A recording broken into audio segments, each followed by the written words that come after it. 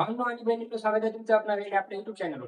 जर तुम्ही जवाहर नवोदय विद्यालयाच्या प्रवेश परीक्षेची तयारी करत असाल आणि तुम्हाला जर का जवाहर नवोदय विद्यालयामध्ये प्रवेश मिळवायचा असेल, तर आजच आपल्या चॅनलला सबस्क्राईब करा.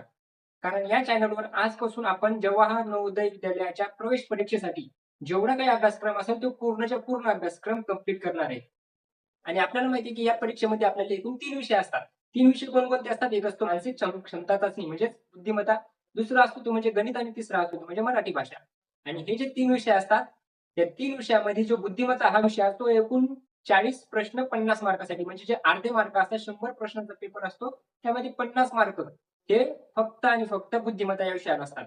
त्याच्यानंतर जे 25 मार्क असतात ते असतात गणित विषयाला आणि 25 मार्क असतात ते मराठी विषयाला. तर या बुद्धिमत्तेमध्ये 40 प्रश्न 50 मार्क हे प्रत्येक जण मिळवू शकतं. त्याचबरोबर मराठी विषयात सुद्धा 20 प्रश्न 25 गुण हे सुद्धा सर्वजण मिळवू शकतात. पण गणित हा एक असा विषय असतो ज्या विषयामुळे तुमची निवड होणार किंवा नाही हे त्याच्यावर डिपेंड करतं.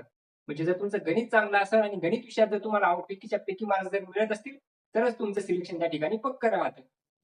मग त्यासाठी आजपासून आपण करणार आहे गणित या विषयाची तयारी. पण गणित विषयाची तयारी कशी करणार? कारण आपल्याला आता माहिती आहे आपल्याला पूर्ण सिलेबस कंप्लीट करायचा आहे. आपण अगोदर अभ्यास केलेलाच नाही. म्हणजे कोणताही आपण पूर्ण अगोदर आपल्याला प्रश्न सोडवायच्या आधी आपल्याला पूर्ण अभ्यास करावा लागतो. पण अभ्यास न करता आपण आजपासून सुरुवातीला 10 दिवस काय करणार? फक्त 10 प्रश्न संच सोडवणार. पण जे मुलं आता 4थीत असतील आणि पुढच्या वर्षी ते 2026 मध्ये जवाहर नवोदय विद्यालयाच्या प्रवेश परीक्षेची तयारी करणार असतील, त्या मुलांसाठी आपण या ठिकाणी पूर्णच्या पूर्ण सिलेबस कंप्लीट करणार आहे. म्हणजे आपले मोठे भाऊ आता 18 तारखेला म्हणजेच आता जे 5वीत असतील 18 जानेवारी रोजी आता परीक्षा देणार आहेत. तर त्यांच्यासाठी सुद्धा आणि तुमच्यासाठी सुद्धा पण सुरुवातीचे 10 दिवस काय करणार? 10 प्रश्न संच सोडवणार जे की गणित विषयाचे असणार. कारण बुद्धिमत्ता विषय तुम्ही आउट ऑफ मार्क्स घेऊ शकता, मराठी विषयात तुम्ही आउट ऑफ मार्क्स घेऊ शकता. पण गणित हा विषय असतो की ज्याची तयारी तुम्हाला पहिल्या दिवसापासून शेवटच्या दिवसापर्यंत करायची लागते. मग गणित या विषयाचे आपण 10 प्रश्न संच असे बघणार आहेत की जे प्रश्न किंवा त्या टाईपचे प्रश्न त्या परीक्षेमध्ये तुमच्या 18 जानेवारी रोजी होणाऱ्या परीक्षेमध्ये नक्की येऊ शकतात. आणि अशाच पद्धतीने आजपासून 10 दिवस आपण हे 10 प्रश्नसंच सोडवणार आणि हे 10 प्रश्नसंच झाल्याच्या नंतर एक चॅप्टर गणित विषयाचा असो, मराठीचा एक उतारा असो किंवा मग बुद्धिमत्तेचे जे 10 धडे असतात किंवा 10 चॅप्टर असतात ते 10 चॅप्टर असो. सर्वच्या सर्व एक करून आपण पूर्ण वर्षभरात त्याचा अभ्यास करणार आणि तेही आपल्या युट्यूब चॅनलवर ते पण फ्रीमध्ये. या ठिकाणी आजचा जो आपला प्रश्नसंच असणार आहे तो प्रश्नसंच असणार आहे प्रश्नसंच क्रमांक 1 आणि यामध्ये तुम्ही बघू शकता तुमच्या समोर जो आलेला आहे तो प्रश्न आलेला आहे पहिल्या क्रमांकाचा. आणि त्या पहिल्या क्रमांकाच्या प्रश्नामध्ये तुम्हाला विचारलेले एका विद्यालयाच्या ग्रंथालयात एक विद्यालय दिलेले आहे, ग्रंथालय दिलेले, लायब्ररी दिलेली आणि या लायब्ररीमध्ये निरनिराळ्या विषयांवरील पुस्तके खालील चित्रलेखात दाखवली आहे. एक चित्रलेख दाखवलं म्हणजे तुम्हाला काही विषय दिलेले तर 4 विषय दिलेले आहेत आणि ते 4 विषयाच्या समोर काही बॉक्स दिलेले आहेत, डब्बे दिलेले आहेत. आणि समोर काय सांगितलं एक टीप दिलेली आहे. टीप काय दिलेली आहे की एक डब्बा जो असणार, एक बॉक्स जो असणार, तो एक बॉक्स असणार 50 पुस्तकाचा. म्हणजे जर असा एक बॉक्स असेल तर हा एक बॉक्स म्हणजेच काय 50 पुस्तके. एक बॉक्स म्हणजेच काय असणार 50 पुस्तके असणार. मग असे गणित विषय दिला, गणित विषयाच्या समोर किती बॉक्स दिले तर 1, 2, 3, 4, 5, 6 आणि 7 बॉक्स दिले गणित विषयाच्या समोर.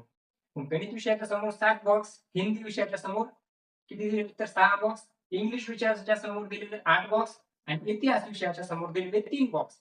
मग एक बॉक्स म्हणजे 50 पुस्तकं आणि खाली विचारलं की वरील चित्रलेख वाचून वरची माहिती वाचून ही माहिती बघितल्याच्या नंतर कोणत्या विषयाची पुस्तकं सर्वात कमी आहेत?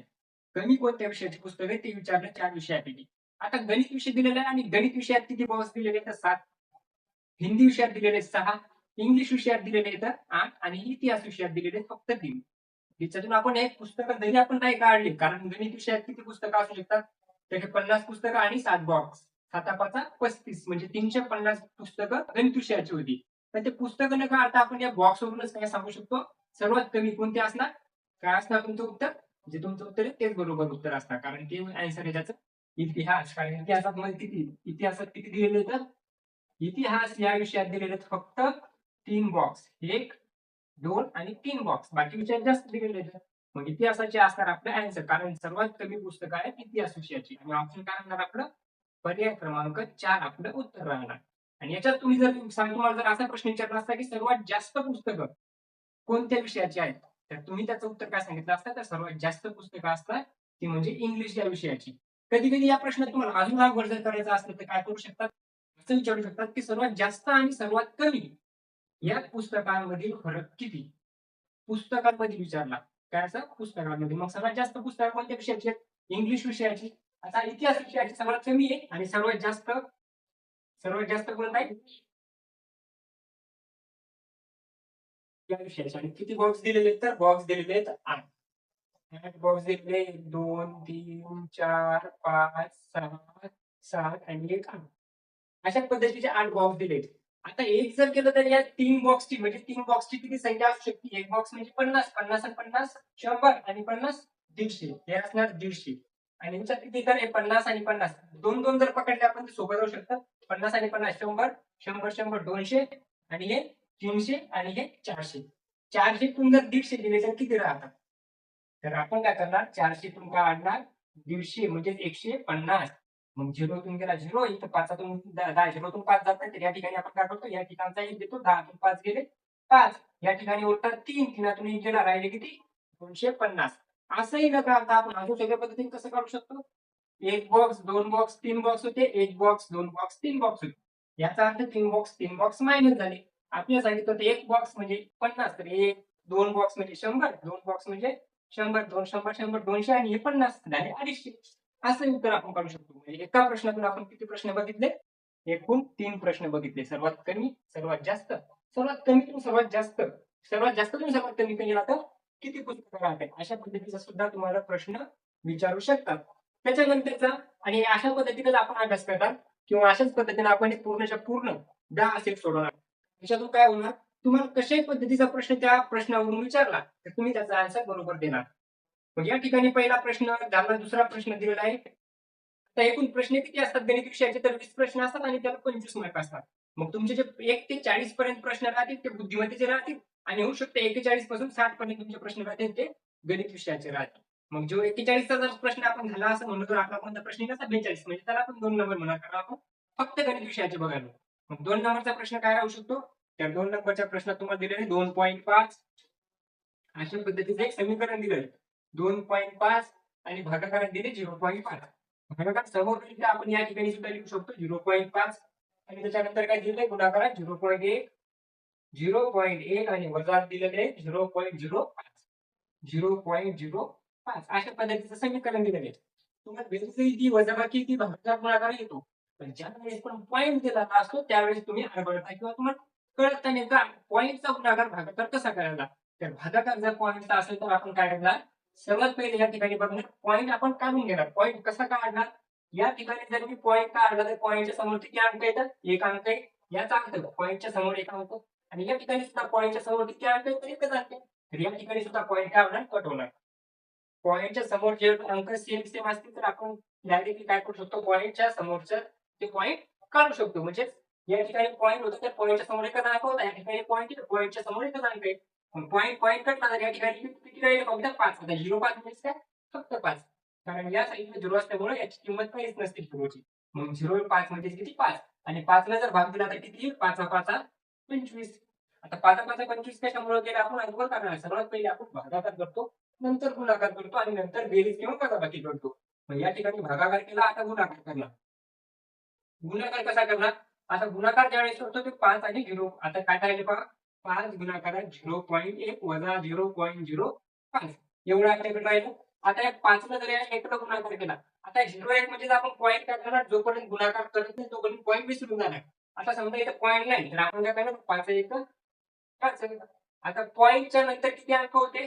तर एक अंक. तर पॉईंटच्या नंतर जेवढे अंक राहतील तेवढेच अंक उत्तरात सुद्धा राहिले पाहिजे. या ठिकाणी सुद्धा काय राहील पॉईंटच्या नंतर एक अंक म्हणजे 5 1 5. मग त्याच्यानंतर वजा 0.05 अशा पद्धतीने आपण याला करणार आणि आता पण काय करणार आपण याला परत एका खाली एक लिहिणार कारण अशा पद्धतीने आपल्याला वजाबाकी होऊ शकते आपल्याला चुकू शकते. मग याला 0.5 0.5 आणि वजाबाकी आता वजाबाकी करायची असेल त्या ठिकाणी किती अंक होते 3. आता होऊ शकतं आपण असं पण करू शकतो 0.05 म्हणजे या ठिकाणी आपण असं कोण करणार कारण पॉईंटच्या खाली पॉईंट नेहमी आला पाहिजे. पॉईंटच्या खालीच पॉईंट आला पाहिजे. याला आपण अशा पद्धतीने नाही करू शकत 0.05 दिलेलं होतं तर या ठिकाणी 0.5 असं याला आपण करू शकत नाही. काय करणार, पॉईंटच्या खाली पॉईंट दिला आणि पॉईंटच्या नंतर एक अंक होता, या ठिकाणी 2 होते. या ठिकाणी आता पुन्हा या ठिकाणी पॉईंटच्या नंतर 2 अंक होते, या ठिकाणी सुद्धा पॉईंटच्या नंतर 2 अंक करून घ्या. मग 5च्या नंतर 2 अंक जर करायचे असतील तर काय करावं लागेल, या ठिकाणी एक 0 देऊ शकतो आपण. मग 0 दिल्याच्या नंतर या ठिकाणी किती झाले, 2 अंक, या ठिकाणी सुद्धा झाले 2 अंक. मग 0 तून 5 जात नाही तर या ठिकाणी 1 दिला तर किती होतील, 10, आणि 10 तून 5 गेली तर 5. या ठिकाणी किती राहील, 4, आणि 4 मधून 0, 4.00, 0.45 राहणार आपलं आन्सर. तर 0.45 पर्याय क्रमांक 1 काय राहणार आपलं उत्तर. पर्याय क्रमांक 1 असणार आपलं आन्सर. त्याच्यानंतरचा जो प्रश्न दिलेला आहे तिसऱ्या नंबरचा, 1, 2, तिसऱ्या नंबरचा प्रश्न. तिसऱ्या नंबरच्या प्रश्नात आपल्याला काय दिलं पहा, काय विचारलं, खालील पद्धतीनुसार संख्येची पुढील ओळी कोणती असेल ते आपल्याला सांगायचं.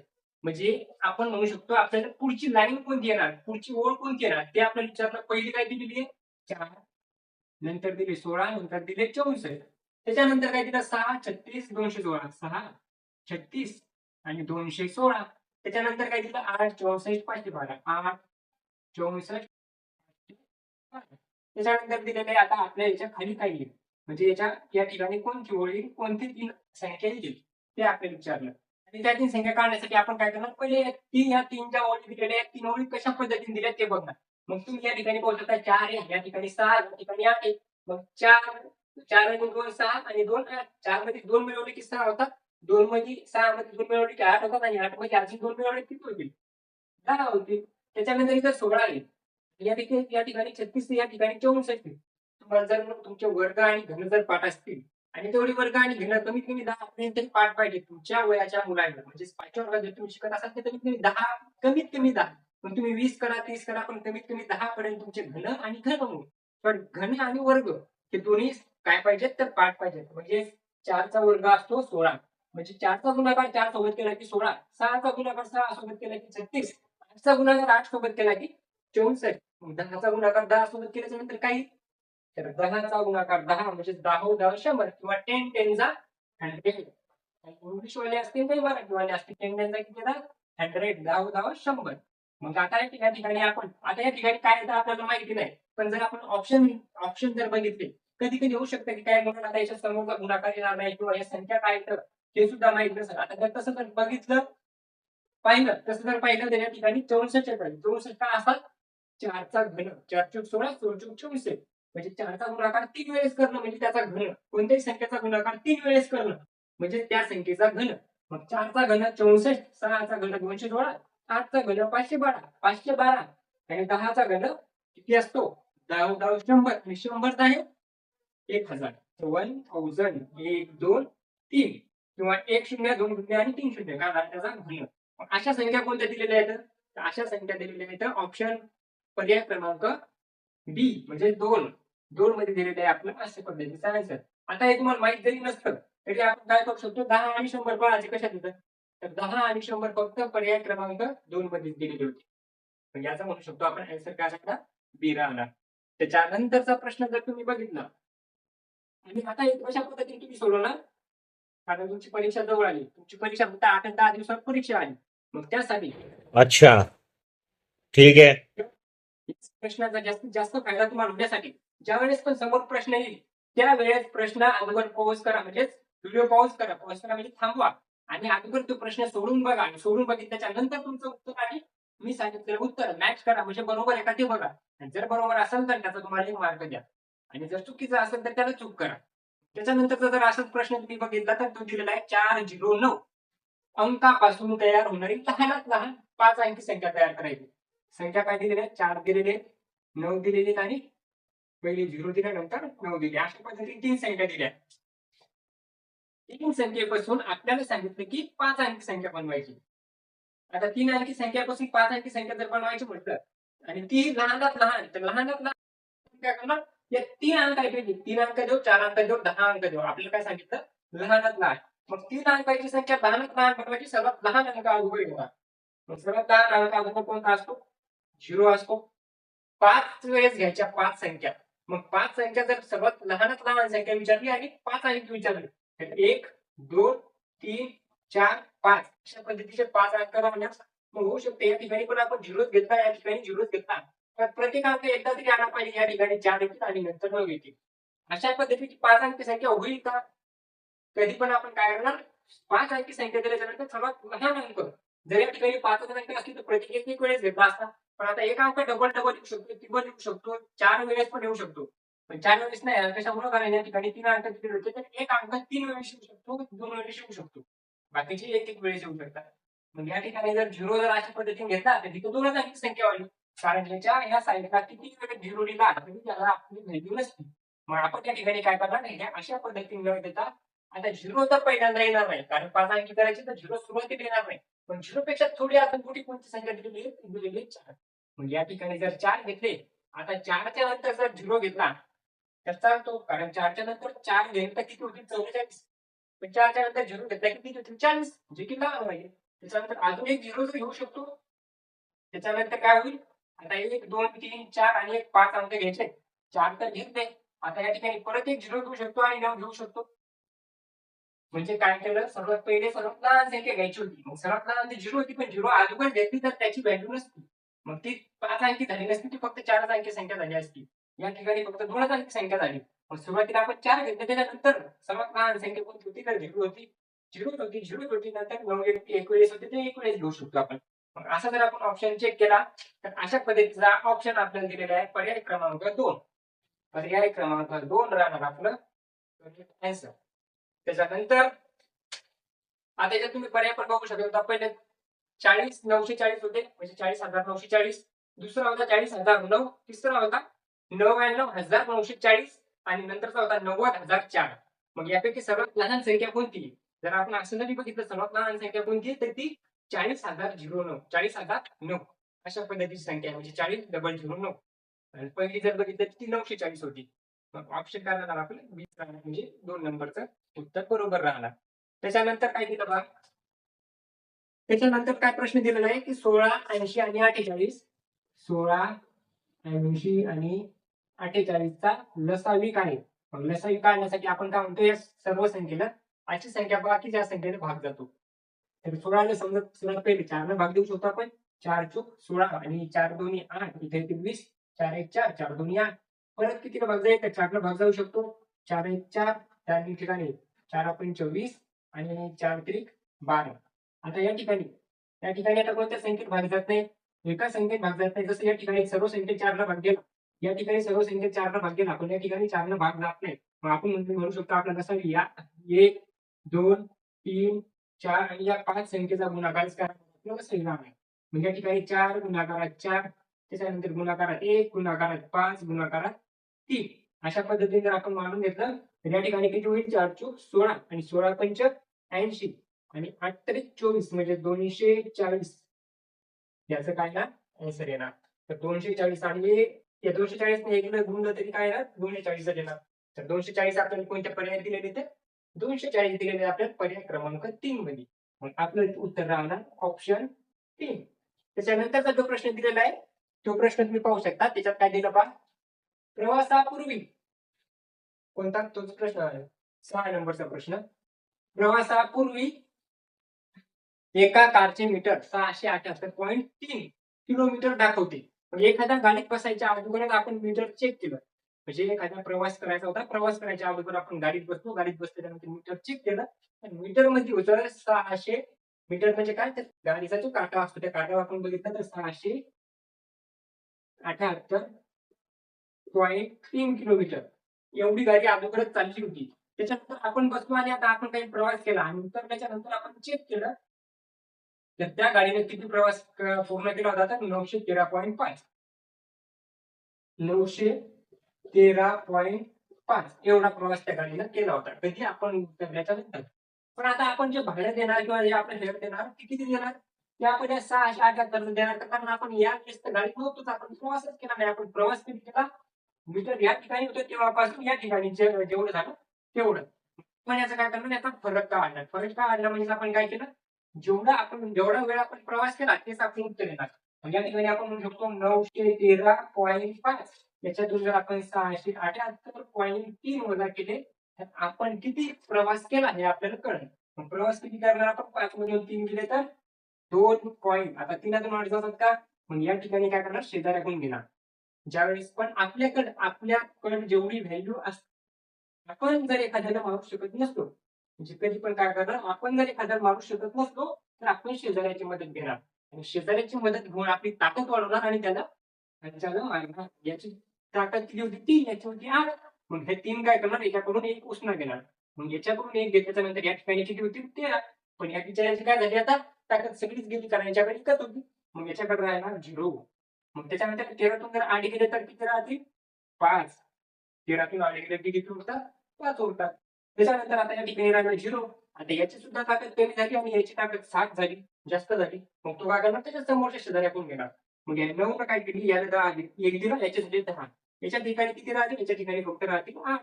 मग 10तून जर 7 गेले तर या ठिकाणी उरतात 3 आणि 8तून 6 गेले तर या ठिकाणी 2. तर 235.2 राहणार आपलं उत्तर. ते कशात दिलेलं आहे? पर्याय क्रमांक 4 मध्ये.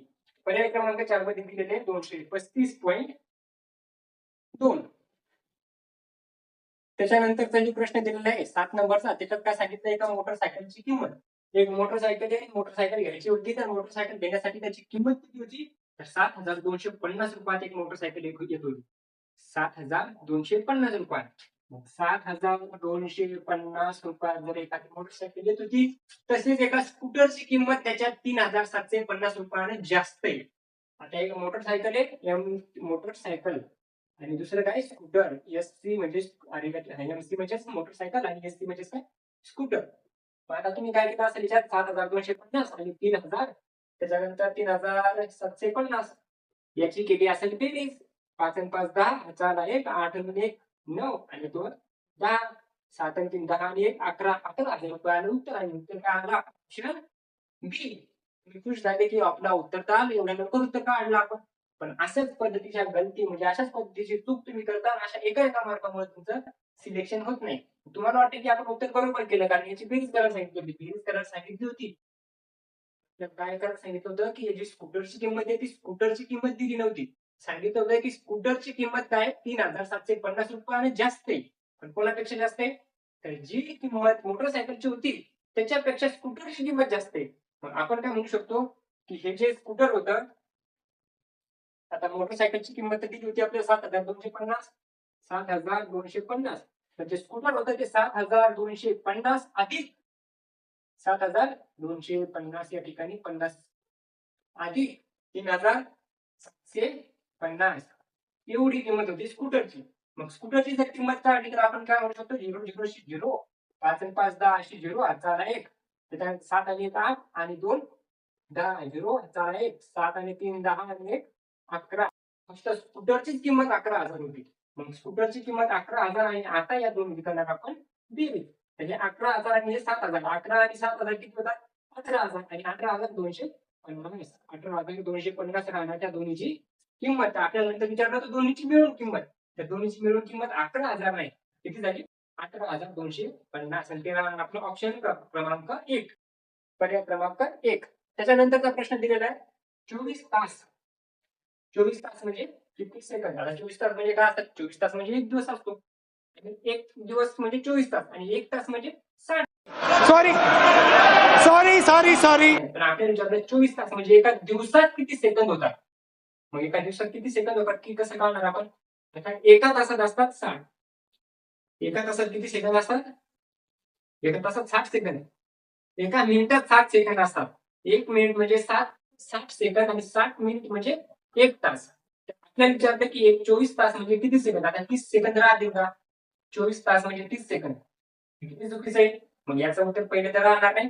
60 सेकंद राहतील का? 60 सेकंद म्हणजे 24 तास. 60 सेकंद म्हणजे फक्त 1 मिनिट. आणि असे 60 मिनिट म्हणजे 1 तास. तर या ठिकाणी बी पण उत्तर राहणार नाही. उत्तर राहू शकते तर बी. आपले उत्तर 3 किंवा मग 4. एक तर 3 उत्तर आहे किंवा 4 राहील. आता 3 तर राहणार नाही. याचं उत्तर काय राहायला पाहिजे? 4च राहायला पाहिजे. पण 3 किंवा 4 आपण म्हणू शकतो. कारण ए बी तर राहणारच नाही आपल्याला कळलं. पण बी किंवा सी किंवा डी म्हणजे 3 किंवा 4 हे उत्तर राहू शकतं. आता कसं काढायचं ते पाहणार आपण. तर 1 तास म्हणजे 24 तास आपल्याला विचारलं. पण 24 तासाचे काय आपण माझ्याकडे 1 तास काढू. 1 तास म्हणजेच 1 तास म्हणजे किती? 60 मिनिट.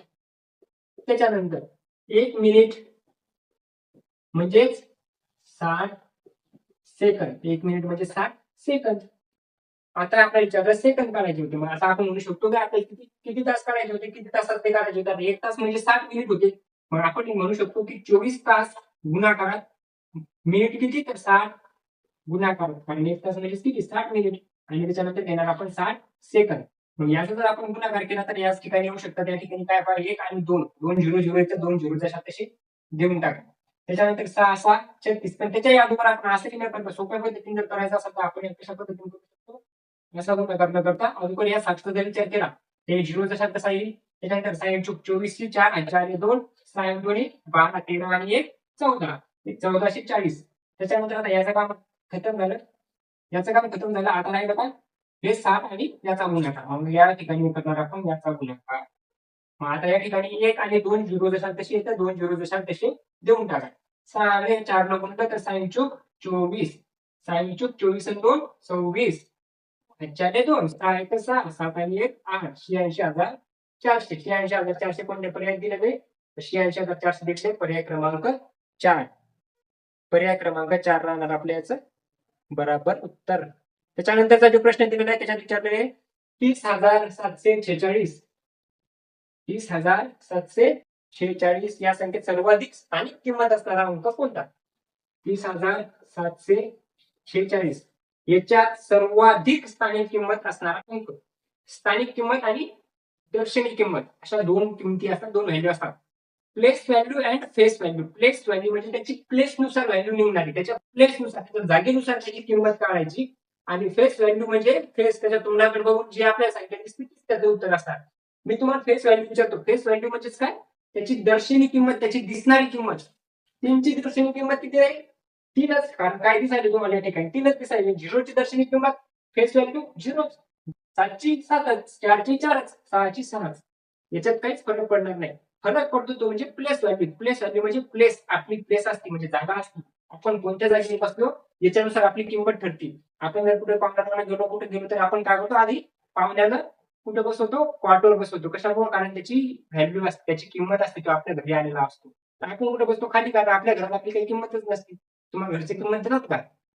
काहीच किंमत देत नाहीत. मग त्या ठिकाणी याची सुद्धा असते त्याच्या जागेनुसार किंमत. जो सर्वात पहिल्या याच्यात बसलेला असतो त्याची किंमत किती असणार, जी तीच असणार. 6 जर असेल या ठिकाणी तर 6च्या समोर कोणी आहे का, तर सरळ 6ची किंमत किती असणार, फक्त 6च असणार. या ठिकाणी 4 आहे. 4च्या समोर किती जण बसलेले आहेत, 1 जण. मग 4ची किंमत जास्त असणार. 4ची किंमत किती असणार, 4च्या समोर जेवढे असतील तेवढी 1 शून्य. त्याच्यानंतर पहिले 7. 7ची किंमत किती असणार, 7च्या समोर जेवढे असतील तेवढे झिरो येतात. मग 7च्या समोर 2 झिरो येते, दोन संख्या येतात, 1 आणि 2, तर 2 झिरो द्या. त्याच्यानंतर झिरोच्या जागी आता झिरोची किंमत तर जिथं असणार तिथं झिरोच असणार. झिरोची किंमत कशी, झिरोची किंमत बदलणारच नाही. झिरो कुठे असणार, तर झिरोच असणार. त्याच्यानंतर 3ची किंमत. आता 3ची किंमत काय असणार, तर 3च्या समोर किती आहेत बघा, 3च्या समोर 3, 1 2 3 4, 1 2 3 आणि परत 1 या ठिकाणी काय ना 4 आणि नंतर 3. आता पहा सर्वात जास्त किंमत कोणाची आहे, कोणाची किंमत सर्वात जास्त आहे, कोणाला सर्वात जास्त इज्जत आहे. याची फक्त 6ची, याची 40 झाली, याची 7ची झाली, याची किती झाली, एकक दशक शतक हजार 10,000 म्हणजे 30,000. तर सर्वात मोठी किंमत कोणाची असणार, 3ची असणार. कोणती, प्लेस व्हॅल्यू. तुम्हाला जर विचारलं सर्वात जास्त फेस व्हॅल्यू कोणाची असणार, फेस व्हॅल्यू सर्वात जास्त कोणाची असणार, बरोबर. फेस व्हॅल्यू कोणाची सर्वात जास्त असणार, फेस म्हणजे दर्शनी किंमत सर्वात जास्त कोणाची असणार. याच्यात बघितल्याच्या नंतर, पाहिल्याच्या नंतर सर्वात मोठा कोण दिसतं, 7. 7 सर्वात मोठी असणार. सर्वात लहान कोणाची असणार, 0. मग या ठिकाणी दर्शनी किंमत आणि कोणती, प्लेस व्हॅल्यू म्हणजे स्थानिक किंमत, या दोन्ही आपण बघितल्या. त्याच्यानंतर याचं ऑप्शन करायचं उत्तर, त्याचं उत्तर राहणार 3ची व्हॅल्यू म्हणजेच एक ऑप्शन बरोबर राहणार, पर्याय क्रमांक 1. त्याच्यानंतरचा जो प्रश्न दिलेला त्या प्रश्नात विचारलेले एका साबणाची लांबी 7 सेंटीमीटर आहे, रुंदी 5 सेंटीमीटर आहे आणि उंची 2.5 म्हणजे 2.5 सेंटीमीटर आहे. एका डब्याची लांबी, रुंदी तसेच उंची क्रमशः 58, 40 आणि 25 सेंटीमीटर आहे, तर त्यात किती साबण ठेवता येतील. आता काय करणार आपण, जी जास्त आहे, जी मोठी आहे ती वर घेणार आणि जी कमी आहे ती खाली घेणार. एक साबण आहे. साबण कसं असतं आता माहिती आहे ना, साबण सांगायचं काम नाही का, कसं असतं तर एक साबण असतं, ते साबण एक थोडंसं जाड असतं. मग त्याची हाईट पण असते, त्याला त्याला लांबी पण असते आणि त्याला रुंदी पण असते. तशाच पद्धतीत साबण आहे, डब्बा मोठा आहे आणि त्या डब्यात मोठे साबण बसले येतं. मग किती साधनं बसतात ते आपल्याला सांगायचं. मग जे जास्त डब्बा आहे ना, डब्याची किंमत जास्त आहे, व्हॅल्यू जास्त आहे, मोठा आहे, मग ती वरी घेणार. मग डब्बा किती आहे? डब्बा आहे 56, 40, 25. 56, 40 गुणाकार 26. अशा पद्धतीने त्याचा गुणाकार करून घेणार आणि त्याचा 25 दिले होते. किंमत किती चुकायली या ठिकाणी दिलेली आहे 25. त्याच्यानंतर विचारलं आपल्याला किती साखर आहे. साखराची काय साखर दिलेली 7 गुणाकार 5 आणि गुणाकार 2.5 अशा पद्धतीने. आता जर आपण या साधनानं या दगडाला जर का भाग दिला तर आपल्याला भेटतात किती साधनं बसतील. कसं कळणार? या ठिकाणी पहा आता 7 दिले, 5 दिले आणि 2.5 दिले. 2.5 दिले की तुम्ही दिले. भीती वाटते पॉईंटचा गुणाकार भागाकार आला की दिले तर घ्यायचं नाही. करायचं काय? पॉईंटच्या नंतर किती अंक येतात? 1 अंक आहे.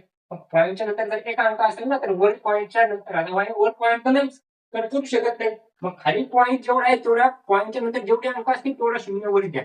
1 0 वर देऊन टाकला. कोणत्याही संख्येत देऊन टाका किंवा मग गुणाकार 10 द्या. मग या ठिकाणी पॉईंट निघून गेला. आता पॉईंट राहिला का? या ठिकाणी पॉईंट होता. पॉईंट काढला. पॉईंट काढल्यासमोर पॉईंटच्या समोर 1 अंक होता म्हणून 1 0 वर कोणत्याही एका संख्येत या संख्येत द्या, या संख्येत द्या किंवा या संख्येत द्या. कोणत्याही संख्येत आपण देऊ शकतो. आता या ठिकाणी आपण देणार याचा भाग.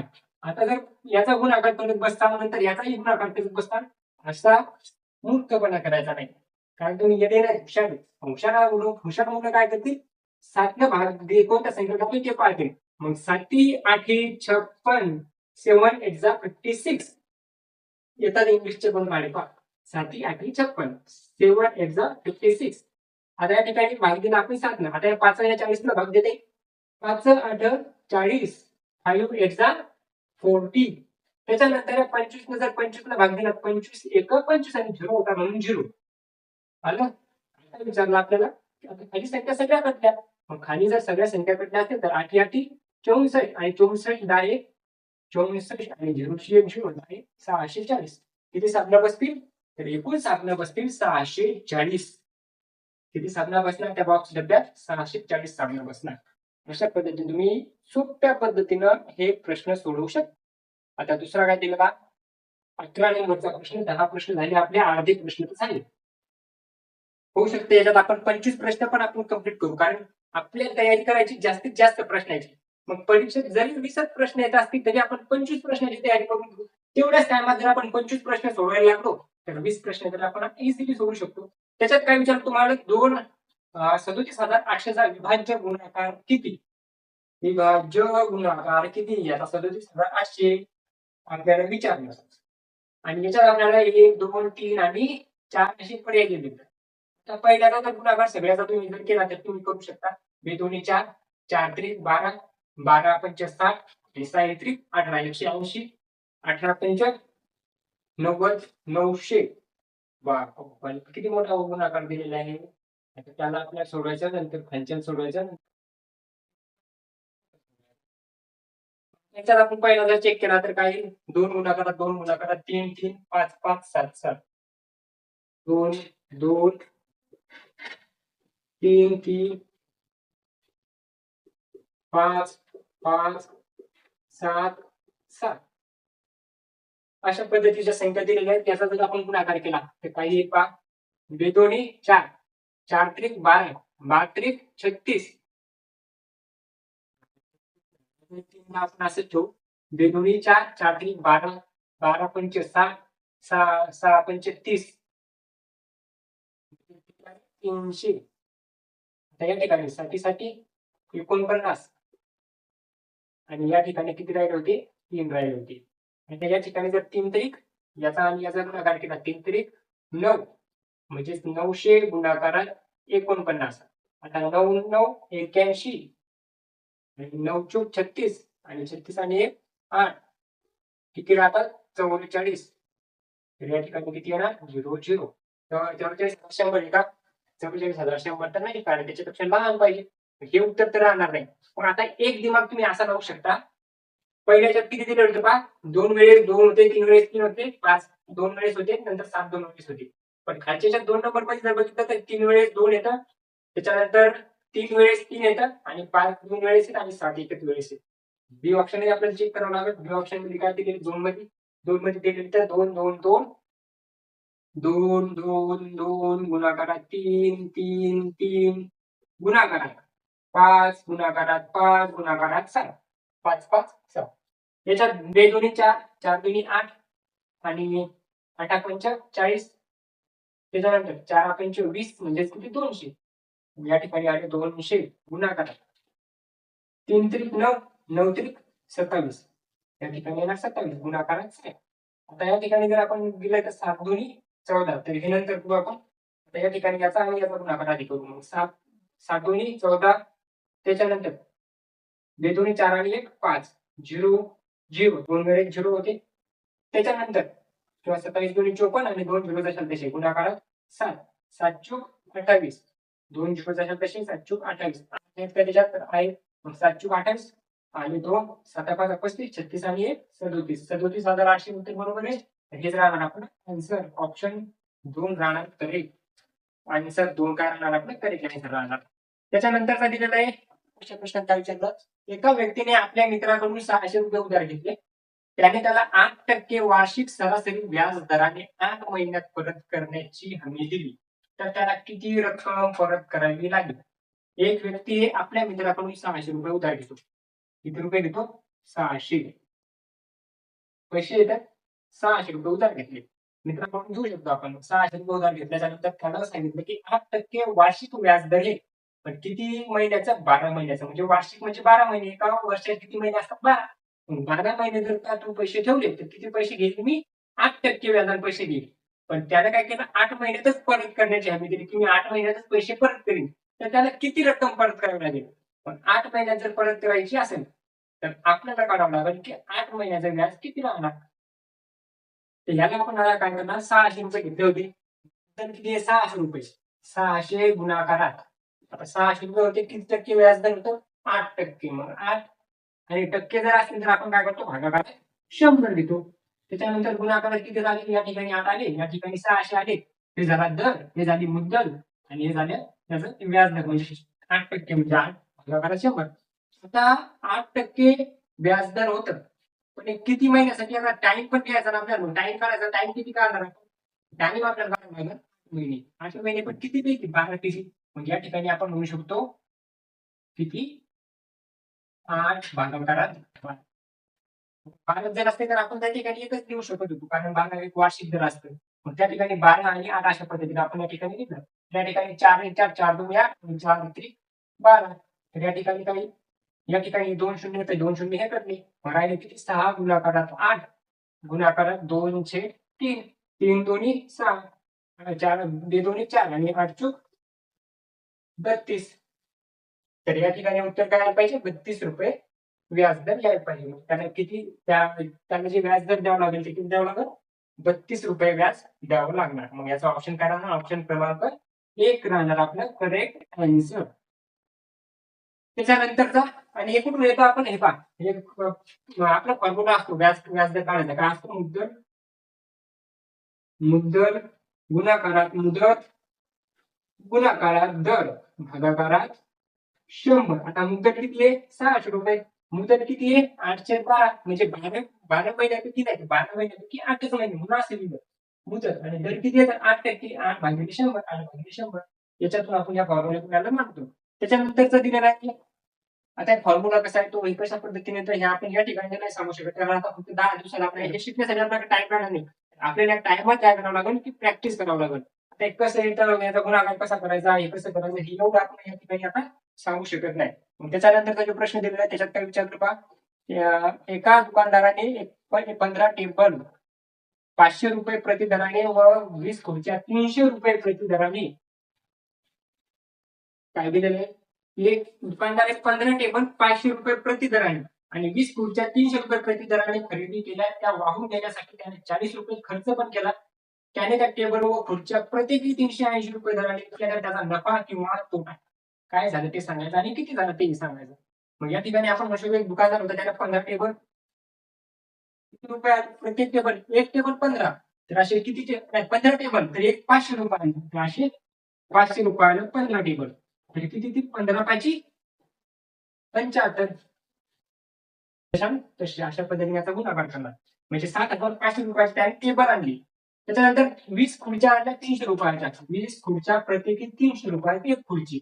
मग 3 दोन्ही 6. 3 दोन्ही 6 किती शून्य आहेत? 1, 2 आणि 3. 3 शून्य 2 टाका. 6,000 रुपयाच्या त्याने खुर्च्या आणल्या.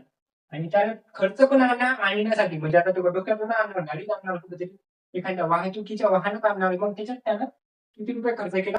तर 40 रुपये खर्च केला. मग 40 रुपये खर्च या ठिकाणी आपण परत घेणार. मग याची जर आपण बेरीज केली सगळ्याची तर या ठिकाणी 0 0 0 0 0 0 4 4 5 आणि 0 5 आणि 7 आणि 6 6चा भाग टोटल खर्च त्याला आला 13,540. खर्च किती आला? 13,540 रुपये त्याला खर्च आला. त्यानं खुर्च्या विकल्या पण आणि हे टेबल पण विकले. किती रुपयात? 380 रुपयाला. आता 380 रुपयात त्यानं 380 रुपयात त्यानं किती वस्तू विकल्या? जेवढ्या वस्तू त्यानं आणल्या होत्या. कोणकोणत्या वस्तू त्यानं आणल्या होत्या? त्यानं 15 टेबल आणले होते. त्याच्यासोबतच त्याने 20 खुर्च्या पण आणल्या होत्या आणि सगळ्याची किंमत त्याला 380 लावून टाकली. की टेबल पण 380 रुपयाचा, खुर्ची पण 380 रुपयाची. तुम्ही काही पण घ्या. मग किती आणले जाणार? ते 20, 10, 30 आणि 5 35 वस्तू त्यानं आणल्या. मग याचा जर आपण गुणाकार केला तर या ठिकाणी आता आपण आता या ठिकाणी असं जर तुम्हाला नाही समजणार तर तुम्ही अशा पद्धतीने पण करू शकता. 380 आणि 35. त्याच्यानंतर 5 0 0 5 8 40 4 या ठिकाणी 5 3 15 4 19 या ठिकाणी 0 3 0 0 0 3 8 24 या ठिकाणी किती येतील? 2 3 3 9 10 आणि 1 11. तर 0 0 9 आणि 4 1300 3 4 1 1 2 आणि 1 3 आणि 1 13. 13,300. 13,300 रुपयात त्याने विकल्या. 13,540 रुपयात आणल्या. किती मूर्ख माणूस तसे